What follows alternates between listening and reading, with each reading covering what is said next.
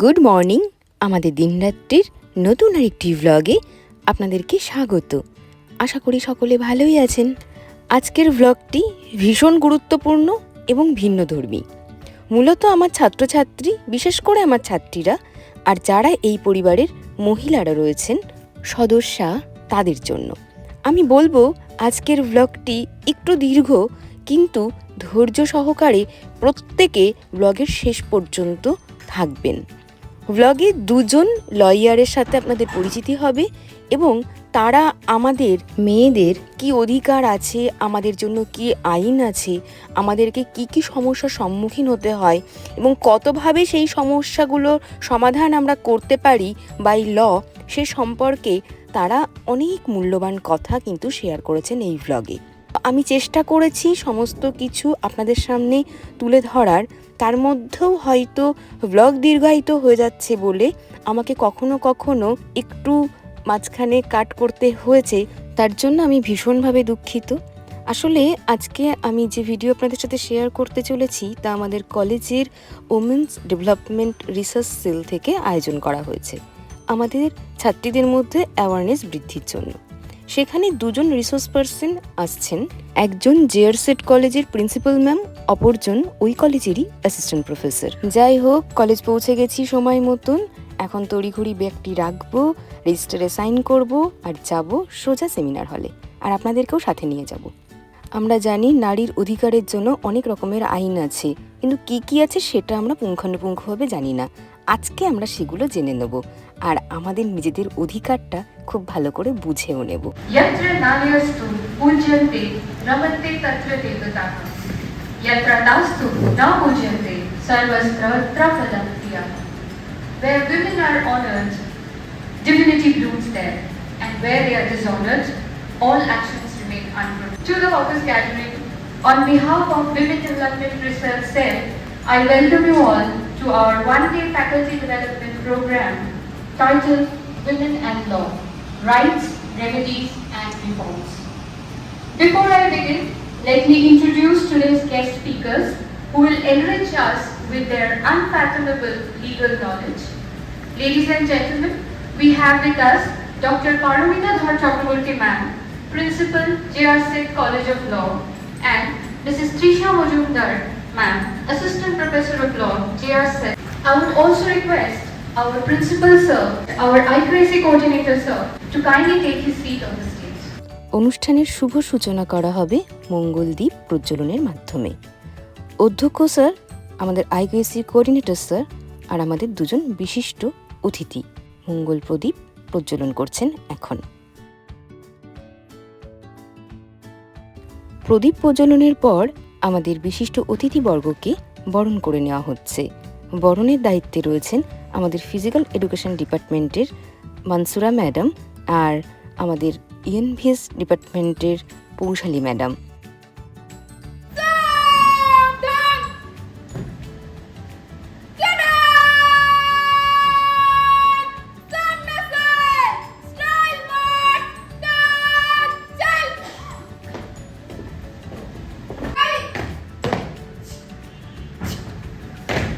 এখন ন্যায়দণ্ড অশোক স্তম্ভ তুলে দেওয়া হবে আমাদের বিশিষ্ট অতিথিবর্গের হাতে।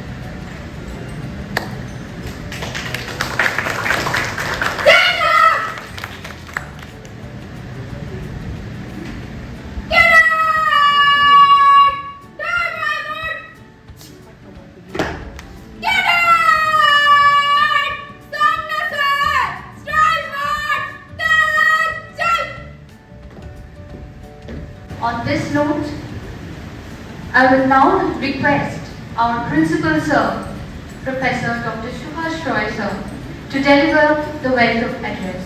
Sir, please. Guests and my dear friends and my dear students, It is both honor and a profound responsibility today on women and law, rights, remedies and reforms. The topic is not only academic and thought-provoking, but also it is relevant and utmost necessary for modern society. In the early days of human civilization, there was no constitution, no court of law, and no judicial system. These are absent even now in the animal kingdom, except the case of Homo sapiens. Nature has its own law and it is universal, original and unaccountable. Matters, living beings, energy, all are encompassed in it. Thank you, sir. I would now request our IQAC coordinator, sir, Dr. Monoy Kumar Ghosh, to say a few words about today's program. আজকের অনুষ্ঠানের সভাপতি মহাশয়, আমাদের শ্রদ্ধেয় doctor Suhas রায় মহাশয়, আজকের অনুষ্ঠানের মাননীয় অতিথি বক্তাগণ ডক্টর পারমিতা ধর চক্রবর্তী এবং মিসেস তৃষা মজুমদার, প্রিয় সহকর্মী শিক্ষক শিক্ষিকা বৃন্দ এবং আমার প্রিয় ছাত্রছাত্রী, আপনাদের সবাইকে জানাই আন্তরিক শুভেচ্ছা ও অভিনন্দন। আজকের এই গুরুত্বপূর্ণ দিনে আমাদের কলেজে ওমেন ডেভেলপমেন্ট সেল এবং ইন্টারনাল কোয়ালিটি অ্যাসুরেন্স সেলের যৌথ উদ্যোগে আয়োজিত একদিন ব্যাপী শিক্ষক উন্নয়ন কর্মসূচি women and law, right, remedies and রিফর্মসে আপনাদের স্বাগত জানাতে পেরে আমি সত্যিই খুব আনন্দিত। Before we begin the session, it is important to acknowledge the Women Task Force of SR Pratiburiya College. Here is a small snippet of the women employees who form an integral part of the college. Upadhyay ma'am, from the Department of Bengali. Department of Physical Education. We have with us Dr. Atoshi Sarkar from the Department of Philosophy. We have Mrs. Reena Ghosh from the Department of Philosophy, Ms. Shanta Chakraborty from the Department of Sanskrit, Dr. Uma De Nondhi from the Department of History. We have Mrs. Momita Das from the Department of Geography. We have Mrs. Benazir Chaudhary from the Department of Education. We have Dr. Priyanki Das from the Department of Bengali. We have with us Ms. Tonushri Bhattacharya from the Department of Bengali. We have Mrs. Shormi Das from the Department of Chemistry. We have Ms. Anindita Sarkar from the Department of Physics.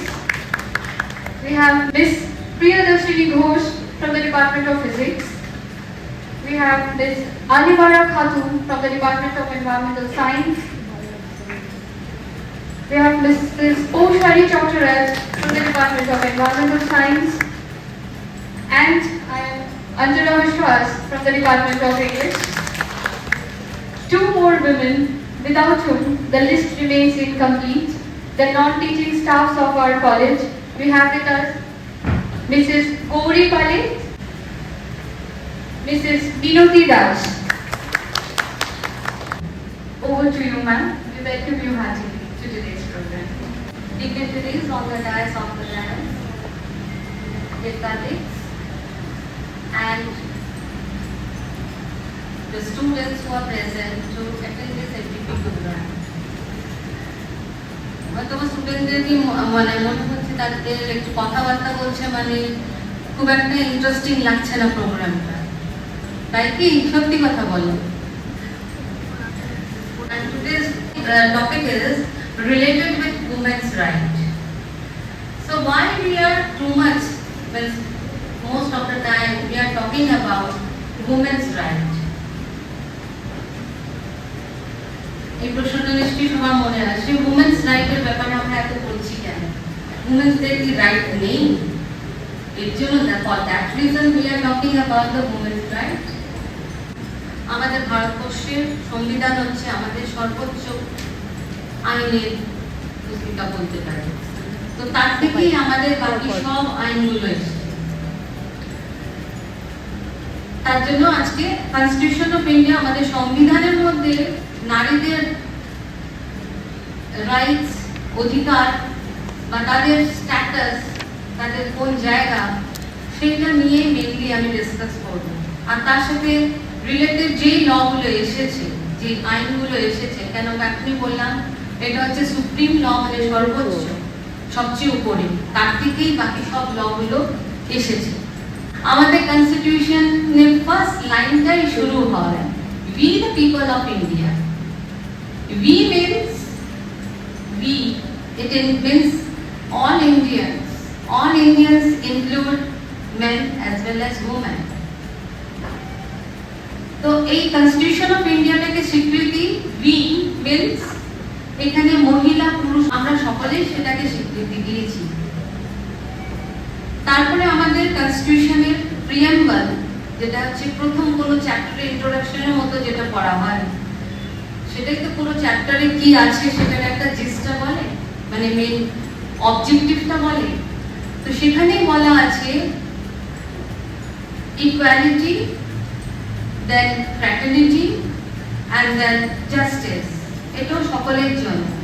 Then it tells about economic justice, জাস্টিসটাকে আবার define করা হয়েছে economic justice, political justice and social justice. অনেক দেশ আজও আছে এই ওয়ার্ল্ডের মধ্যে যেখানে দুজনকেই, মানে পুরুষ আর মহিলা দুজনকেই সমান অধিকার দেওয়া হয়নি, ভোটিং রাইটটা সমান দেওয়া হয়নি। India since beginning has given this political right without any discrimination, that is both men and women are having same right to cast vote, equal status of everyone in the society.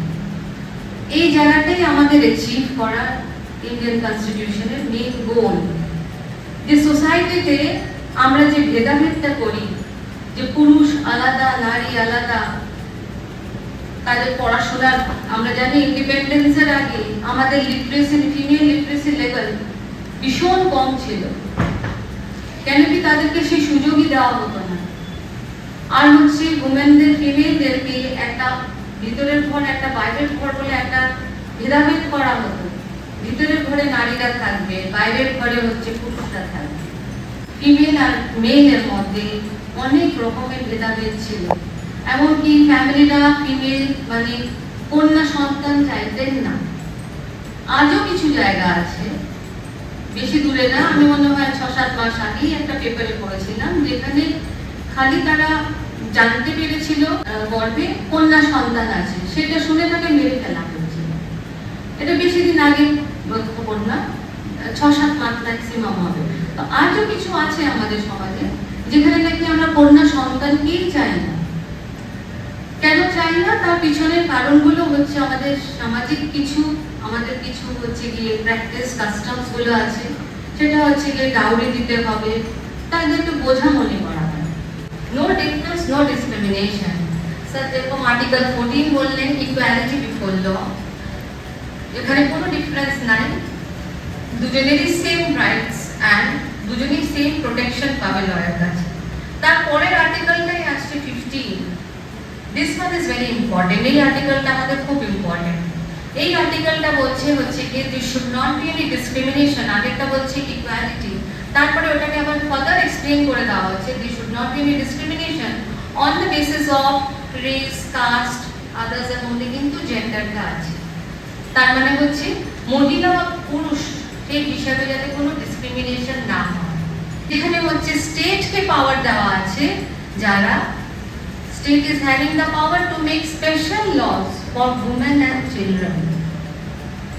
এই জায়গাটাই বিশেষ আমাদের জন্য, যে স্টেটের কাছে পাওয়ার আছে উমেনদের জন্য and চিলড্রেনদের জন্য স্পেশাল লস বানানো।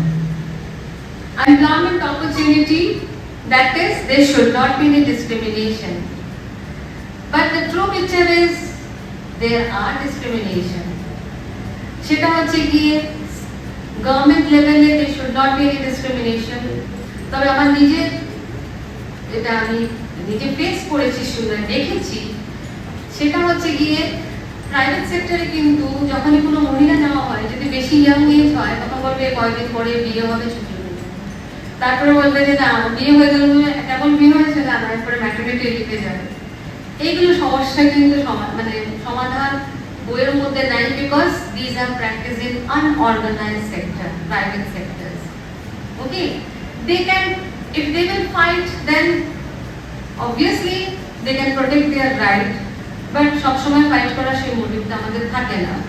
এমপ্লয়মেন্ট অপরচুনিটি দেখা হয় তাহলে সেখানেও equal right two men and women both. And then we find that is Article 21. Next one is the 19, which tells about freedom of speech and expression. So both men and women, there is no discrimination. And then 21, it tells about right to life and personal liberty. খুব ডিটেইলে যাব না, যেগুলো related আছে আমি খালি সেগুলোই বলবো। যেটা হচ্ছে যে men and women, when they are employed in any sector, both of them are entitled to get same wage, same remuneration. Now আমরা জানি যে ছেলে আর মেয়ে যদি উভয় যদি একই কাজ করে তাহলে কিন্তু সেম তাদের ওয়েজ পাওয়া উচিত। আমার একটা প্রশ্ন সকলের কাছে তাহলে, আমরা সকলে বাড়িতে কিন্তু কাজের লোক হিসাবে হেল্পার যখন আমরা রাখি, হেল্পার ডোমেস্টিক হেল্পার প্রায় সকলের বাড়িতেই আছে। They are helping us a lot. We all are keeping a machine instead of Meshu or Mama. Why it is so? Act 2005 টা ইনঅ্যাক্ট করা হয়, আর তার মধ্যে তাদেরকে এরকম ভাবে সুরক্ষা দেওয়া হয়েছে যে যে বাড়ির মালিক, মিন্স সাপোজ তার নিজের হাজবেন্ড যদি তাকে টর্চার করে আর তার যদি সে ওই মহিলা সেই বাড়িতেই থাকবে, তবে হাজবেন্ডকে কিন্তু অন্য জায়গায় পাঠানো হয়। এইভাবে তাকে প্রোটেকশন দেওয়া হচ্ছে ডোমেস্টিক ভায়োলেন্স অ্যাক্টের মধ্যে। আর ডোমেস্টিক ভায়োলেন্স অ্যাক্টের আন্ডারে যদি কেউ একবার কমপ্লেন করে তাহলে ডাইরেক্ট অ্যারেস্টেই যায়। ওকে, তারপরে আসছে হচ্ছে আমাদের sexual harassment at workplace, যেটা নিয়ে হচ্ছে গিয়ে Vishakha case is very important, I will not go in detail. আর যেটা নিয়ে আমাদের 1997 থেকে সেই গাইডলাইন্সটা চলেছে, আর 2013 এ গিয়ে সেই অ্যাক্টটা হয়েছে, সেটা হচ্ছে গিয়ে women those who are working, they need certain special protection at their workplace. কেন কি এখানে উভয় আমাদের এখানে ফিমেল মেল স্টুডেন্ট ফ্যাকাল্টি সবাই আছে। তাও আমি বলছি একটা কথা, সেটা হচ্ছে অনেক সময় এটা আসে যে হচ্ছে গিয়ে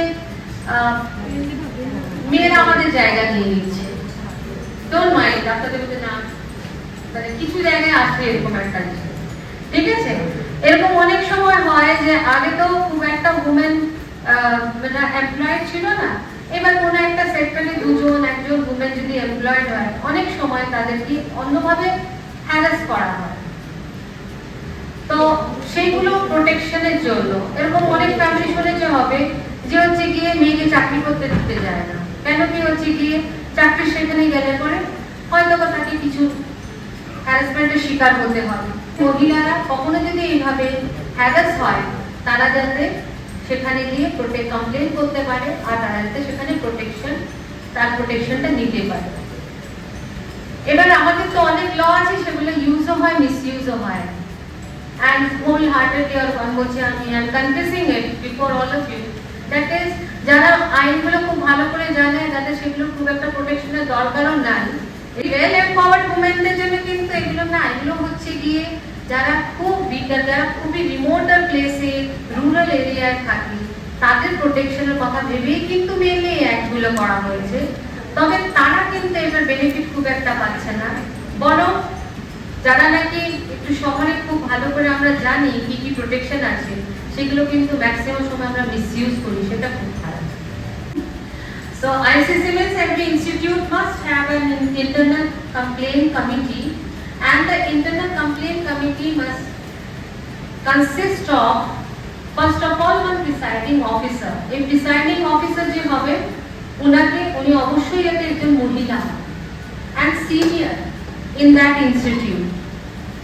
Okay, and then comes that is two employees who are related with or who are having legal knowledge or who are having social work sort of an experience, that is working for the society like this. So these type of two employees must be there. So there the gender is not mentioned, whether they be male or female. And then in addition to it, that is external members are also required. External members again from legal background or from NGO, that is social worker. Okay. Now see, this must be there. This much of persons must be there in the committee, internal complaint committee. Now, lastly, the thing which is required, that is more than 50% must be women.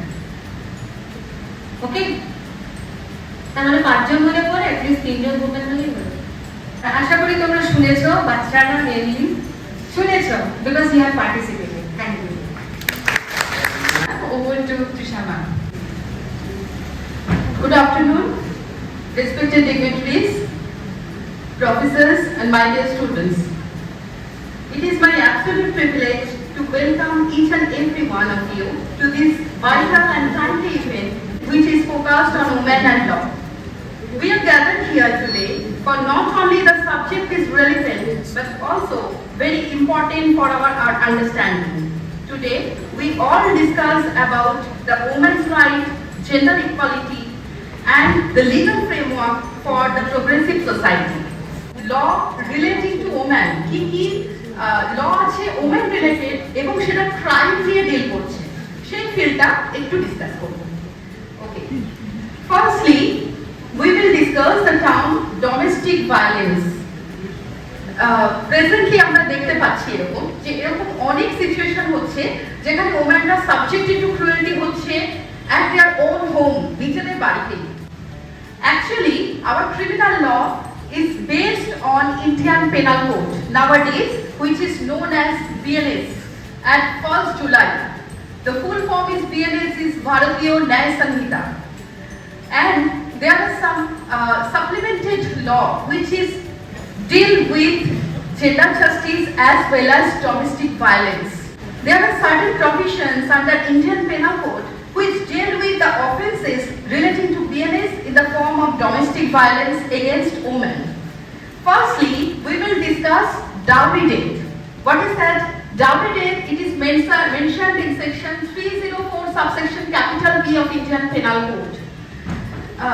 Dowry debt and as well as that is mentioned section 80 of BNS presently, Bharatiya Nyaya Sanhita. এতদিন পর্যন্ত 1860 থেকে Indian penal code ইন্ডিয়াতে applicable ছিল for punishment system, যেটাকে আমরা বাংলায় বলে থাকি ভারতীয় দণ্ডবিধি। তার মানে কোনো একটা ক্রাইম কমিট হলো তো পানিশমেন্ট কি হিসেবে হবে না ভারতীয় দণ্ডবিধি বা ইন্ডিয়ান পেনাল কোড অনুযায়ী। 1st জুলাই থেকে এই লটা কিন্তু একটু ইনাক্টেড হয়েছে, টোটালি চেঞ্জ নয়, নামটা চেঞ্জ হয়েছে এবং সেখানে কি এসেছে বিএনএস ভারতীয় ন্যায় সংহিতা। তো ভারতীয় ন্যায় সংহিতা সেকশন 80 তে আছে dowry death, definition of dowry death. তো ডাউরি ডেটের ডেফিনিশন কি আছে আমরা দেখি। বলছে where death of the married woman is caused by any type of burn or bodily injury which is occurred otherwise than under the normal circumstances within 7 years of her marriage. যদি কোনো একজন woman subjected to cruelty হয়, তার মানে তার উপরে কোনো রকম মেন্টালি এন্ড ফিজিক্যাল ক্রুয়েলটি হলো এবং যেটা নর্মাল সার্কামস্ট্যান্সেসের বাইরে গিয়ে তার ডেথ হলো। নর্মাল সার্কামস্ট্যান্সেসটা কি? which is any type of disease or disorder, কোনো একটা ডিজিজে ভুগে কেউ মারা গেল এরকমটা নয়, নর্মাল সার্কামস্ট্যান্সেসের বাইরে গিয়ে তার ডেথ হলো, তো সেটাই কিন্তু আমরা ডাউরি ডেথ হিসেবে ট্রিট করব। সেটা বার্ন ফ্যাক্টর হতে পারে, পয়জনের কারণে হতে পারে, কাউকে হ্যাং করে দেওয়া হলো সেটা হতে পারে। সাইড টক শুনলাম যখন ম্যাম স্পিচ দিচ্ছিলেন, বিষয়টা হচ্ছে লটা তখনই আসবে যখন সোসাইটিতে অনেকে এটা সাফার করবে। আজকের এই সুন্দর অনুষ্ঠানটির পরিচালনার দায়িত্বে ছিলেন আমাদের ইংলিশ ডিপার্টমেন্টের অন্তরা ম্যাডাম। ম্যাডাম খুব সুন্দর করে অনুষ্ঠানটি পরিচালনা করেছেন, ম্যাডামকে অসংখ্য ধন্যবাদ। আর এই অনুষ্ঠানটি শুনে আপনারা ভীষণভাবে উপকৃত হয়েছেন, আমি এটুকুই আশা রাখি। আমার তো ভীষণ ভালো লেগেছে, আমার অনেক অজানা প্রশ্নের উত্তর কিন্তু আমি পেয়েছি। আইসিসি বলে যে একটি ইউনিট বিভিন্ন কর্মস্থানে তৈরির জন্য গভর্নমেন্টের নির্দেশ রয়েছে, আসলে অনেকের মনে হয় যে মেয়েটি চাকরি করে, সে অর্থনৈতিকভাবে প্রতিষ্ঠিত, তাহলে তো সে স্বাধীন। তাকে বাধা ধরা নিয়ম না মানলেও চলবে, কিন্তু আমরা যেমনটি ভাবি বাস্তবটা তেমন নয়, অনেকটা কঠিন। তো সেই কারণে পেশাগত জীবনে যাতে নারীরা হ্যারাস না হয় তার জন্য ইন্টারনাল কমপ্লেন কমিটি তৈরি করার কথা রয়েছে। ফিজিক্যাল অথবা মেন্টাল কোনোভাবেই যদি কোনো নারী কোথাও হ্যারাসমেন্টের শিকার হয় তাহলে সে নিজের পরিত্রাণ কী করে খুঁজে পাবে তারই যেন একটি পথের খোঁজ দিয়ে গেলেন ওই দুই ম্যাম। ওনাদেরকে অসংখ্য ধন্যবাদ। আপনাদের সাথে কথা বলতে বলতে আমিও পৌঁছে গেছি আমার স্টেশনে। যাই হোক, আজকের ব্লগটি ভালো লাগলে প্লিজ একটা লাইক করে দেবেন। আজ আসি,